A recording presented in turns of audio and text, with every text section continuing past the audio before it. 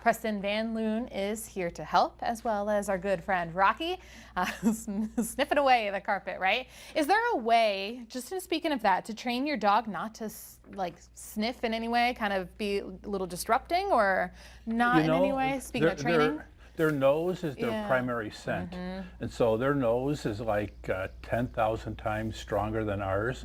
So if we drive down the street past McDonald's, we might smell a cheeseburger, but he'll smell the mustard, the onion, the ketchup, the bun, and all the other details. So there's no stopping that. No, that's and pretty so hard. when he's down here on the rug, he can smell other dogs that have been here too. It's just fun to watch him do that, and sometimes, sometimes you might not want your dog to do that, or just in anything in general. So that comes down to training. Yes. Now, when you tell your clients, where do we start for training, or just tips in general, where do we start, or what's your biggest thing that you tell people? I think first and foremost, I think it's important that clients associate with a professional trainer that understands dog learning and dog behavior. But then on top of that, what's really essential is the importance of consistency.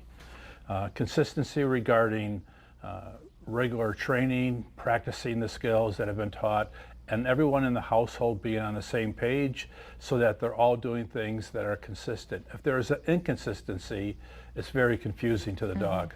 I've heard you have to dedicate almost a couple of hours a day to train your dog. Is that true, or is just a couple of minutes good enough? Think of it as a kindergartner, right? Sometimes they get burned out. Is that the case for a dog? It is time consuming. So when I work with someone, we'll work on probably 2 or 3 different skills. And then I'll emphasize the importance of the owner spending probably 15 or 20 minutes in the morning and 15 or 20 minutes at night practicing those skills. And would you say that's probably the best way, whether it's a new pup or an older dog, is training the same way?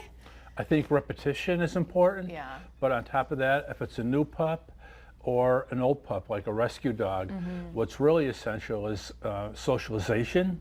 Socialization helps a dog to overcome fear and to be comfortable out there in the world in a human setting, helps them to be more relaxed and be around people. I read one time that a new pup should have 400 different socialization experiences by the time they're 4 months old.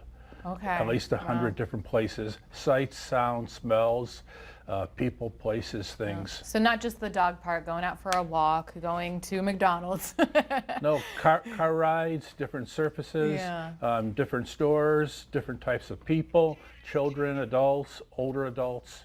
All the above. Now, when it comes down to newer or older dog owners, whether it's their first dog or not, what is something that maybe trainers neglect? Is that a thing?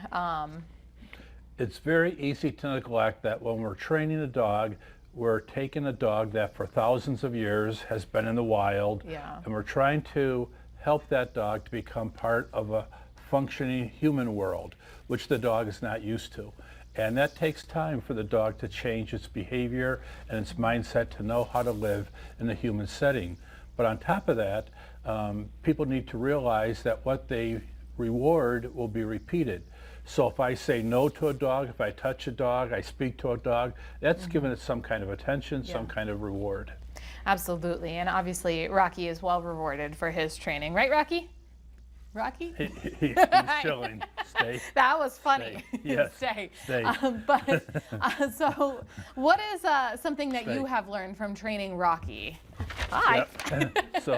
Yep. Rocky loves people, of course. Oh, yeah. And loves kids. From training Rocky, I've probably learned more than he's learned from me, whether it be Rocky or other dogs. I'm continuously learning as a trainer because no 2 dogs are exactly alike. I was just going to say that. They're probably 2 different things from your previous dog to Rocky. No 2 dogs are exactly alike, and the owners are not alike either. And so I have to learn to get used to a new dog and a new owner. And then there's 4 P's that I say that are important.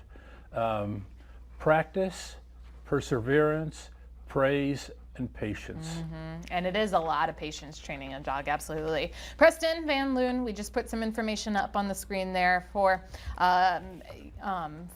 you and where people can reach out to you. And so we thank you. Lots of good dog training tips. Good. And next week we'll talk about training dogs using hand signals. Absolutely. Yep. That's a big one, right? You did it just over here. Spin around, do the cha-cha, right? Right. All right. Thanks, Preston. We appreciate it. And Rocky.